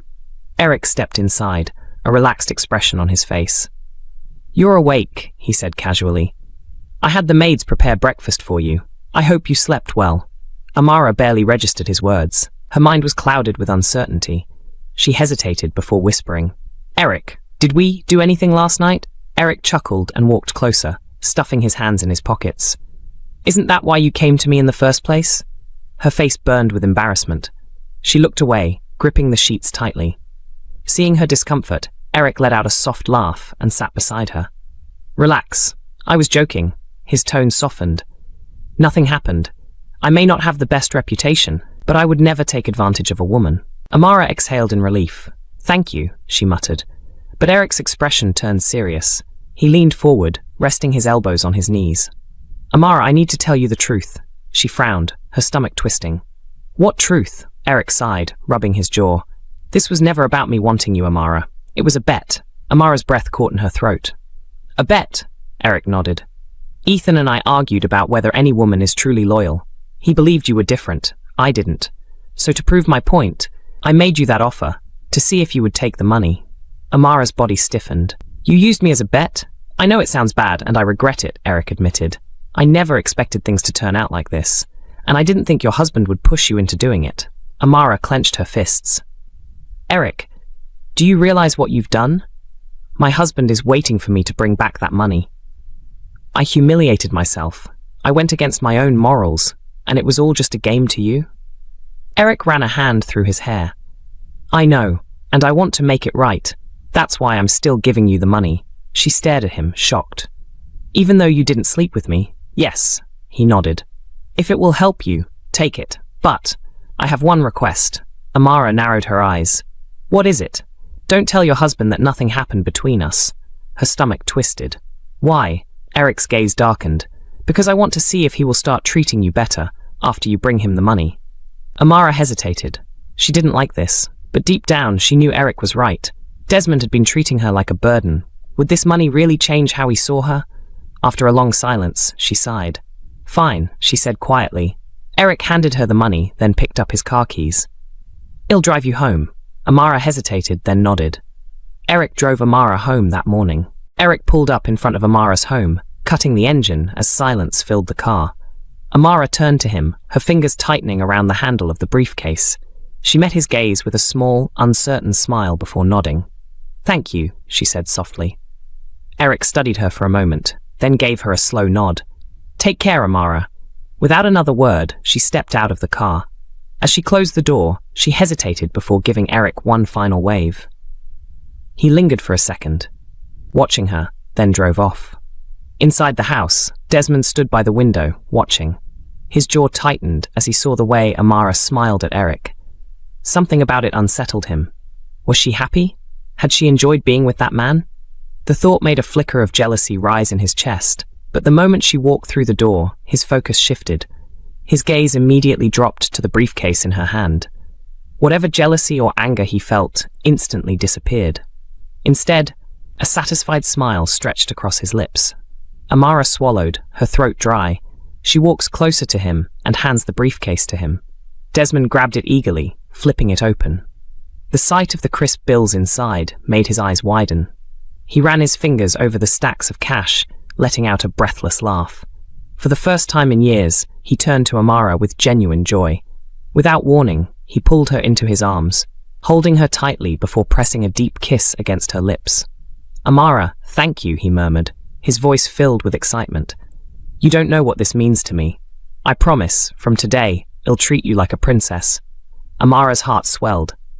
This was all she had wanted, to feel loved by him again. To be in his arms without resentment or coldness between them. She had sacrificed everything for this moment. And now, finally, she was getting back the love she had been yearning for. When Eric walked into his house, he loosened his tie with a sigh, feeling an unusual heaviness in his chest. As he sank onto the couch, he called for Jeanette to bring him a glass of wine. She nodded with a smile and quickly disappeared into the kitchen. Moments later, she returned, setting the glass on the table in front of him. "Sir, you didn't go to work today?" she asked curiously. Eric shot her a cold glance. "Mind the business that pays you," he said flatly. Jeanette's face fell in embarrassment. She stammered, "I was just trying." Before she could finish, Eric stood up abruptly and walked toward his room without another word. "Sir, your drink," she called after him, but he didn't turn back. Jeanette let out a small sigh, sinking into the couch. She had only wanted to get his attention, to make conversation, but he was always so distant. With a defeated expression, she took a sip from the glass meant for him. Inside his room, Eric collapsed onto his bed, rubbing his face with his hands. His mind drifted to Amara, the way she had leaned into him, her tear-streaked face and the brokenness in her voice when she spoke about her pain. It was as if she had left an imprint on him, something he couldn't shake no matter how hard he tried. His chest tightened. What the hell was wrong with him? Amara was another man's wife. He had no business thinking about her. But he couldn't lie to himself. He had started falling in love with her. A few days passed, and things were going well between Amara and Desmond. They spent more time together, and for the first time in years, Desmond seemed affectionate toward her again. One evening, as they sat on the couch watching a movie, Amara's phone buzzed. She glanced at the screen. Eric was calling. She hesitated, looking at his name flashing repeatedly, but chose to ignore it. She didn't want to disrupt her time with Desmond. Desmond, however, noticed. He saw Eric's name but acted as if he hadn't. He simply kept his eyes on the screen, a small smirk playing at the corner of his lips. Later that evening, after Desmond had gone to take a shower, Amara stepped outside to return Eric's call. "Eric, I'm so sorry I didn't pick up earlier," she said apologetically. Eric's voice was calm on the other end. "It's fine. I just wanted to check on you. How is everything?" A smile spread across Amara's lips. "Things are good. My husband has been really nice to me since I gave him the money. He has even started working on a business project now." Eric sat in silence for a moment, nodding as if she could see him. "That's good to hear," he finally said, forcing a smile that didn't quite reach his eyes. Suddenly, Desmond's voice called from inside the house. "Amara," she quickly responded. "Eric, I have to go. My husband is calling me. Thank you for everything, for restoring my marriage." Before Eric could say another word, the call ended. Eric remained still, gripping his phone tightly. A sharp, unfamiliar ache twisted in his chest. He had no right to feel this way, but he did. He should have been happy for Amara, relieved that she was back in her husband's arms. But he wasn't. A flicker of jealousy burned inside him. He had already fallen in love with her, and now she was slipping further away. His jaw tightened, frustration lingering across his face. Eric sat on the couch, staring blankly at the glass of whiskey in his hand as he spoke. Ethan sat across from him, listening intently. "I don't know what's wrong with me, Ethan," Eric admitted, running a frustrated hand through his hair. "I can't stop thinking about Amara. It's like something is pulling me toward her, but she's married, and that's the only thing standing in my way." Ethan leaned back, smirking. "So, after all these years of swearing off love, you finally fall for someone. And it just happens to be a married woman. That's tragic, man." Eric shook his head, his jaw tightening. "I know, I can't believe I'm feeling this way. It makes me so damn angry at myself. But Ethan, I wish she were mine." Ethan's smirk faded as he studied his friend. "Wait, are you serious right now?" He chuckled dryly. "You want her to leave her husband for you?" Eric exhaled sharply. "If it were possible, yes." His voice was firm, desperate. "I know I sound selfish, but think about it. Her husband isn't a good man. He doesn't deserve her. She needs someone who will treat her right. Someone like me." Ethan arched an eyebrow, unimpressed. "Oh, and now you think you're the good man she needs?" he scoffed. "Eric, don't forget how you've treated women all these years." "How is that any different?" Eric frowned. "Don't say that. You know I only acted that way because I was hurt. I didn't trust women. But Amara, she changed that. She made me realize that good women still exist." Ethan sighed, rubbing his temples. "Look, I get it. It's hard to get over someone when you feel this strongly. But Eric, she's married. You have to let her go. I promise you will find someone else, someone even better. Just respect her marriage, and don't do anything reckless." Eric clenched his jaw, his heart heavy with frustration. He heard Ethan's words, but deep down, he wasn't sure if he could truly let Amara go. A few weeks passed, and Desmond's true nature began to surface once again. His behavior grew worse. He had started cheating, and when Amara confronted him, he lashed out in anger. One evening, as Desmond returned home, he dropped a bombshell. "I've bought a new apartment in another city," he announced casually. "I will be moving there for business, but I will come back at the end of each month to spend time with you." Amara's eyes widened in disbelief. "What? Desmond, why would you move away?" "There is no reason for me to stay here if you're leaving. I have no job holding me back. I will go with you," Desmond's expression hardened. No, you'll stay here. When I'm done with my contract, I will move you in. Amara clenched her fists. You're doing this because you want to be free, isn't it? So you can be with other women? Desmond snapped, his voice sharp. Amara, don't talk to me like that. I'm still the head of this house. Don't overstep your boundaries.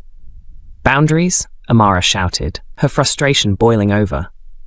You promised to treat me right if I did what you asked. I sold my dignity for money just to help you get back on your feet, and this is how you want to repay me? Desmond scoffed. Oh, stop pretending. You act like you didn't enjoy sleeping with your boss. Amara's breath caught in her throat. What did you just say? Her voice trembled with anger and hurt. You're a monster, Desmond. I should have never done this for you.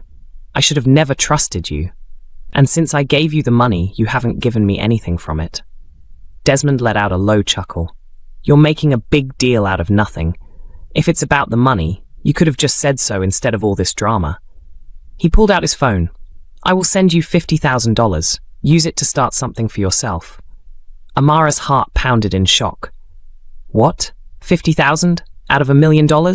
She stared at him in disbelief. Desmond, are you serious? After everything I did for you? Desmond folded his arms. And what exactly did you do, Amara? You've done nothing rather than make my life miserable for the past 3 years. Tears burned in Amara's eyes. 3 years? I've been the one carrying this family for 3 years, Desmond. How can you say that? Desmond sighed impatiently. Yes, you've taken care of things for a while, but don't forget, I took care of you and your mother for over 7 years. If we're going to compare who did more, you already know I win that argument.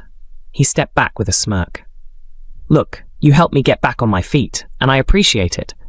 But don't act like you did me a favor. Let's call it even. I will make it 80,000 so you don't say I'm selfish. Amara stood frozen, tears streaming down her face. She had no words, no fight left. She sank onto the couch, feeling utterly broken. Desmond had left the house, and Amara was heartbroken. Days passed, and she lived with deep regret, consumed by endless thoughts and non-stop tears. She barely ate, barely slept. Her mind was trapped in a cycle of pain and self-blame. One morning, as she sat on the couch staring blankly at the floor, she decided to call Eric.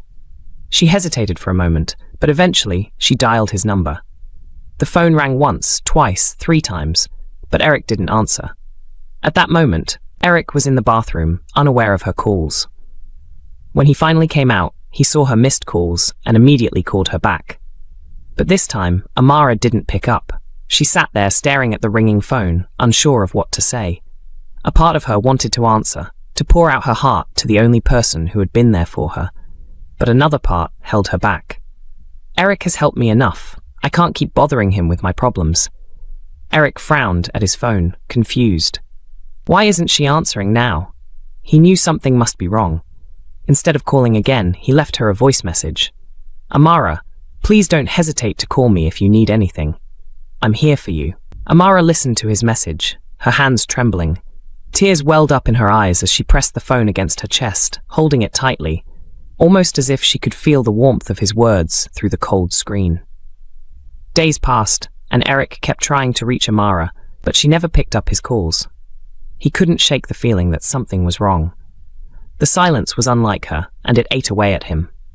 That evening, after work, he decided he couldn't wait any longer. He drove straight to her place. When he arrived, the house was eerily quiet. He knocked on the door, once, twice, no answer. His worry deepened. He pushed the door open and stepped inside. What he saw broke him. Amara was lying on the couch, looking completely worn out. Her hair was disheveled, her clothes wrinkled, and the house was in complete disarray. It was clear she hadn't bathed in days. Her eyes were red and swollen, a sign that she had been crying non-stop. Eric's heart clenched. He walked closer, and the moment Amara saw him, she stood up and rushed into his arms. A strong, unpleasant scent clung to her, but Eric didn't care. He held her tightly as she sobbed into his chest. Desmond doesn't want me anymore, she choked out between sobs. He's leaving me, after everything I did for him. Eric gently pulled away and made her sit down on the couch. Calm down, he said, brushing the tears off her face. Tell me everything. Amara wiped her nose and with a trembling voice told him about Desmond's betrayal, about the money, his coldness, and why she had ignored Eric's calls. Eric didn't say anything at first. Instead, he pulled her into another hug, holding her like he would never let go. He hated seeing her like this. After a long silence, he finally spoke. "Come with me," he said firmly. Amara looked up at him. "What?" "I'm not leaving you here like this," he said, taking her hand and pulling her to her feet. "You're coming with me." Amara didn't resist. She let him lead her outside, and they drove back to his house. When they arrived, Jeanette was in the living room. The moment she saw Eric carefully helping Amara inside, holding her protectively, suspicion flickered in her eyes. But she knew better than to say anything. One wrong word, and she could lose her job. Eric took Amara straight to his room. He looked at her gently. "Go take a bath. I will drive to a boutique nearby and get you some clothes." Amara nodded weakly. She disappeared into the bathroom while Eric grabbed his keys and left. Jeanette saw the way Eric rushed out, bit her lip. Something is definitely going on. When Amara finished her shower, she stepped out of the bathroom, drying herself before wrapping a towel around her body.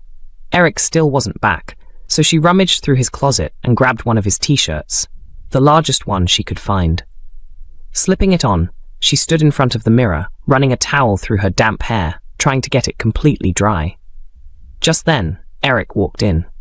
He stopped in his tracks, momentarily caught off guard by the sight of her wearing his shirt. His gaze flickered away awkwardly as he struggled to keep his composure. Amara noticed and smiled softly.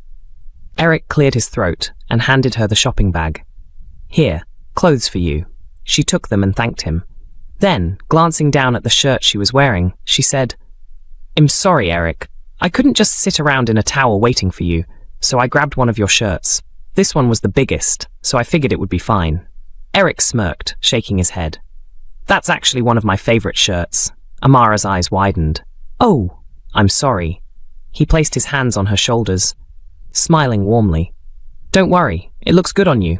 I was just messing with you." She smiled back, holding his gaze. A moment of silence passed between them before she leaned in and kissed him, slowly, softly. Eric didn't resist. He wrapped his arms around her, lifting her as she instinctively wrapped her legs around his waist. That evening, they made love. The sound of her phone ringing startled Amara awake. She rubbed her eyes, reaching for it. When she saw the caller ID Desmond, her heart skipped a beat. She quickly picked up. Desmond's voice came through the line. "I'm coming home this evening." Amara's lips parted in shock. "You are?" "Yes, be ready." The call ended abruptly. She sat there frozen, her mind racing. Eric, who had been lying beside her, watched her expression shift. He sat up, concern in his eyes. "Who was that?" Amara hesitated before answering. "Desmond. He's coming home tonight." Eric's jaw tightened. "And you're planning to go back to him?" Amara turned to him, nodding. "Yes. It's not even the end of the month yet, but he's already coming home. Maybe he's changed his mind. Maybe he misses me and wants to fix things." Eric exhaled sharply, shaking his head in disbelief. "Amara, after everything? After what he did to you? You're really going to run back to him?" She stood up from the bed, reaching for her clothes. Eric grabbed her wrist, his voice raw with emotion. "Amara, don't do this. Don't you see that I love you?" I thought. He swallowed hard. "I thought maybe you felt the same way." Amara yanked her arm away. "Eric, stop. Can you hear yourself? You expect me to leave my husband because of what happened last night?" She shook her head. "I was heartbroken. That's why it happened. I was weak. But I can't do this with you. I still want my husband." Eric felt his heart shatter. It was like experiencing heartbreak all over again. Without looking back, Amara quickly got dressed and rushed out of his house, leaving him sitting there, alone, devastated, and drowning in the pain of losing her. Amara spent the entire day cleaning and preparing the house, anxiously waiting for Desmond's return. When he finally arrived that evening, she was taken aback by how soft he was with her. He pulled her into a hug, kissed her, and without a word began unbuttoning his shirt. Before she could process anything, he was removing her clothes as well. Right there on the couch, he took her, without speaking, without affection. Amara lay beneath him, silent, allowing him to do as he pleased. But inside, she felt empty. The connection she once craved from him was no longer there. Afterward, Desmond went straight to bed, leaving her lying on the couch, staring at the ceiling, feeling used, discarded, and numb. Amara woke up to the sound of Desmond moving around. He was already dressed, fixing his tie in front of the mirror. She sat up, rubbing her tired eyes. "Are you going out?" she asked softly. Desmond didn't respond. Instead, he picked up his briefcase, pulled out an envelope, and tossed it onto the bed. Confused, Amara reached for it. "What's this?" "Open it," he said flatly. There was something cold in his voice that made her uneasy. With trembling hands, she opened the envelope and pulled out the papers inside. As she read the first few lines, her breath caught in her throat. Her heart pounded. Tears welled in her eyes. She looked up at him, stunned. "Desmond, you want to divorce me?" Her voice cracked as the tears finally spilled down her cheeks. Desmond remained unmoved. "Sign the papers, Amara. I don't have time for your drama." She shot up from the bed, her entire body trembling. "Desmond, what did I ever do to you? You're heartless, wicked." "Stop shouting," he snapped. "Just sign them." Amara shook her head furiously. "Desmond, after all these years, you're just going to throw everything away? We've been through so much together. Now that you have money, now that things are finally going well, you want to leave me?" Her voice broke as she pleaded. "Please, Desmond, let me into your heart one more time. We can fix this. I've sacrificed so much for you. You can't just leave me like this." Desmond sighed, rubbing his temples in frustration.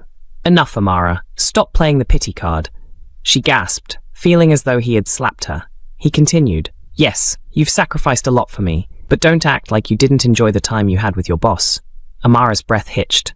"Desmond, you told me to do it. It was your idea. I did it for you." "I know," he admitted, his voice void of guilt. "And I thought I could live with it. But I can't." His jaw tightened. "Every time I look at you, I remember what you did. It disgusts me." Amara's knees weakened. "Desmond, I was willing to do anything to save you." "Well, you did," he said coldly. "But now, I want to be free. This marriage isn't working, Amara. Not for me. Not for you." Amara grabbed his hand desperately. "Then why did you come home last night? Why did you kiss me like you missed me? Why did you make love to me so passionately if you don't love me anymore?" Desmond pulled his hand away. His expression was unreadable as he said, "Because I knew it would be the last time." Amara froze. "The truth is," he continued, "I'm going to miss you. But the love I had for you is gone. Last night, I just wanted to touch you one last time before letting you go for good." A deep, hollow pain exploded inside Amara's chest. She stared at him in shock, her lips trembling. Desmond glanced at the divorce papers on the bed. "Sign them." Then, without another word, he picked up his briefcase and walked out. Amara collapsed onto the bed, sobbing uncontrollably. She listened as his footsteps faded away, and with them, the last remnants of the love she had fought so hard to keep. The next morning, Amara sat on her bed, staring at her phone. She had called Eric several times, but he refused to pick up. She couldn't blame him. After everything she had done, pushing him away, choosing Desmond over him, he had every right to be angry. But now, reality had hit her like a storm. Desmond was gone. Her marriage was over. And worst of all, she had pushed away the only person who truly cared about her. Her life was a complete mess. No family, no husband, no one to run to. Tears burned her eyes as she thought about how blind she had been, holding on to a love that had died long ago. She should have seen it. Desmond never loved her the way she loved him. She had been fooling herself, using the past as an excuse to hold on to something that no longer existed. But Eric, he had been there for her, and she had hurt him. Amara grabbed her purse and left the house, determined to see him. She arrived at his place in the afternoon, standing outside the gate, waiting for him to return. Minutes turned into hours. When Eric's car finally pulled up, Amara's heart pounded in her chest. She could see it in his face. He didn't want to talk to her, but she couldn't let him walk away. As he parked and stepped out of the car, she ran toward him. "Eric, please," she pleaded, blocking his path. He sighed heavily. "Amara, what are you doing here?" His voice was tired, distant. "Eric, I'm sorry." She swallowed back her tears. "Please, let me explain." He exhaled sharply, shaking his head. "Amara, just go home." But she didn't move. "Eric, please." Her voice cracked. "I need to talk to you." For a moment, he just stared at her, his jaw clenched. Then, with a frustrated sigh, he gestured for her to come inside. Amara stood in the middle of the living room, hands trembling. She had never felt so vulnerable. "I know I messed up," she began, her voice barely above a whisper. "I was blinded by my past. I kept holding on to Desmond, thinking I could fix something that was already broken." Eric folded his arms, watching her with unreadable eyes. She swallowed hard and continued. Desmond filed for divorce. Eric let out a small scoff. So if he hadn't, would you still be here? Amara's chest tightened. Tell me the truth, Amara, he said coldly. If Desmond hadn't pushed you away, would you still be running after him? She felt her throat tighten with emotion. Eric, it's not like that.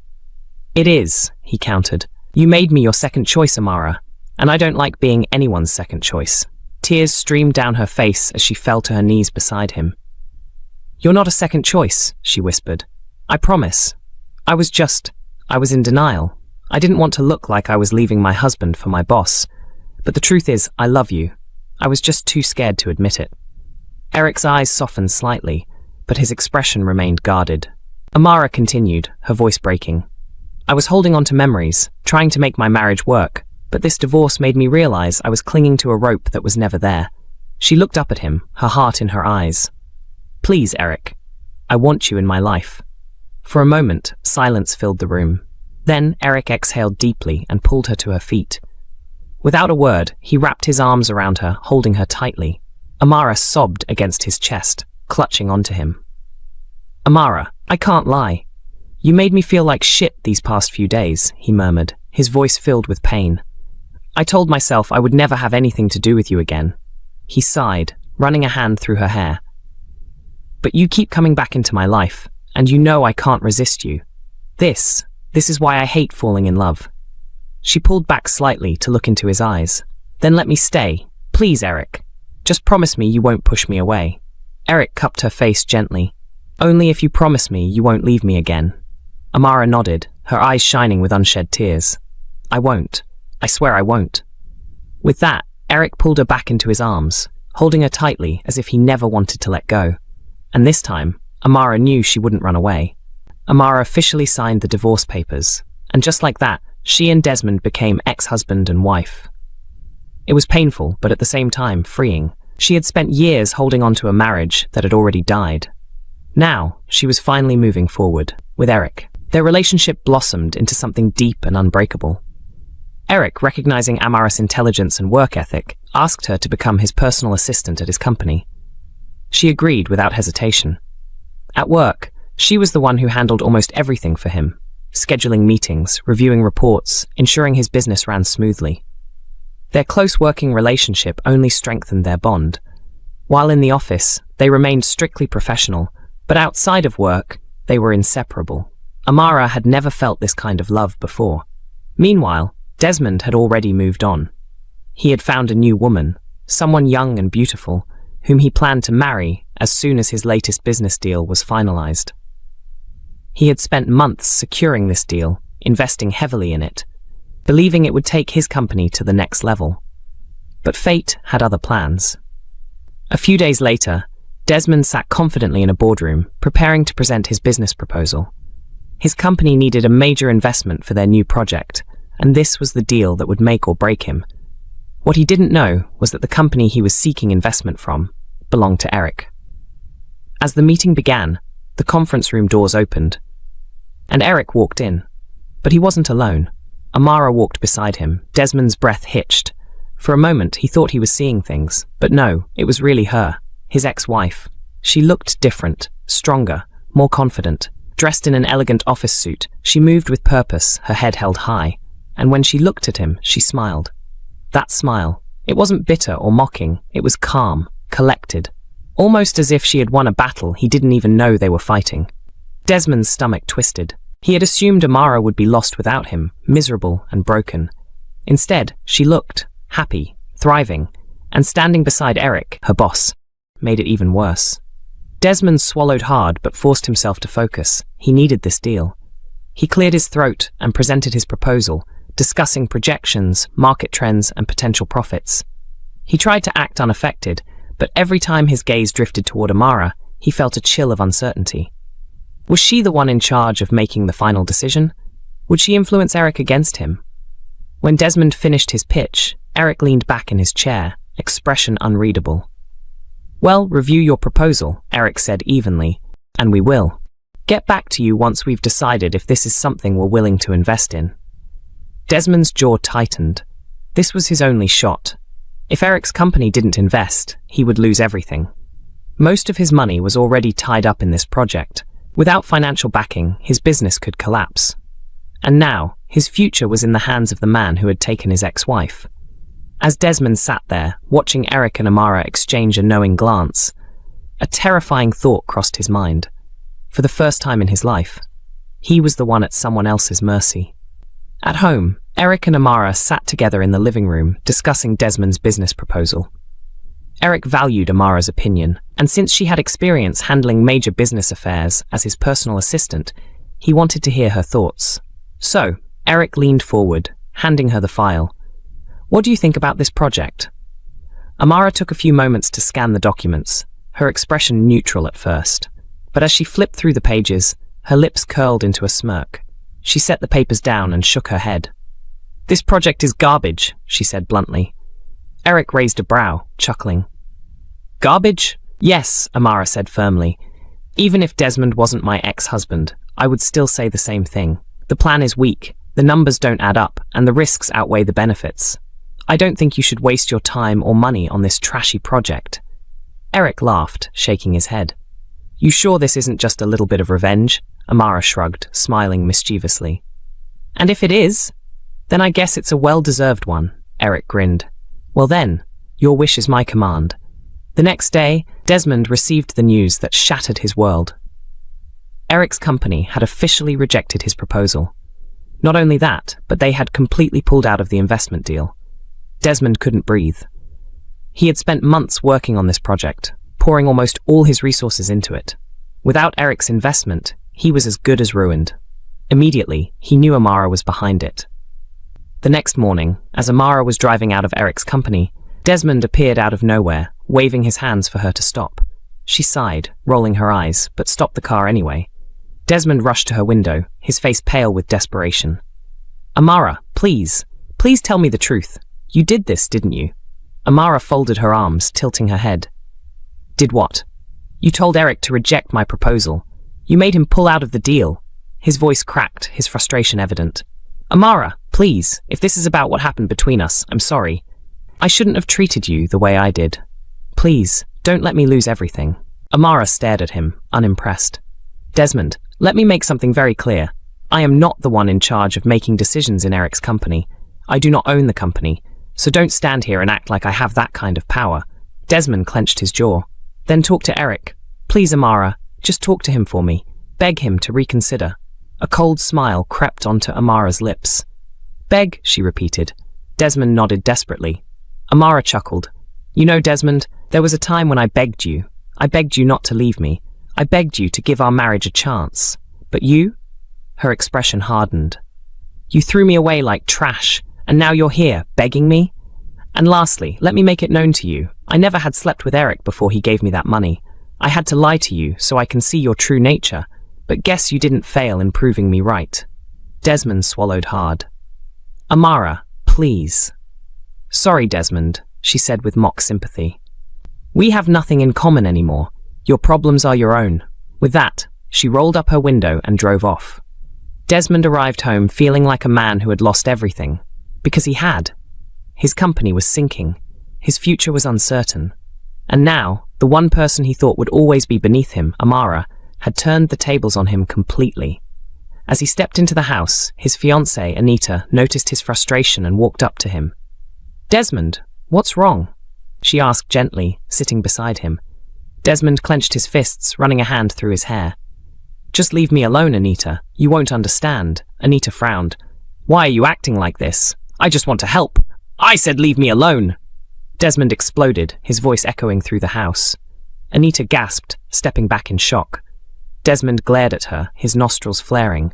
Without another word, he stormed into his bedroom and slammed the door shut. Anita stood frozen, her hands shaking. For the first time since she had been with him, she realized something. Desmond wasn't the man she thought he was, and she wasn't sure if she wanted to stay with him anymore.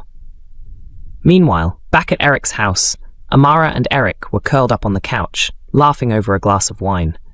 Amara grinned as she recounted her conversation with Desmond.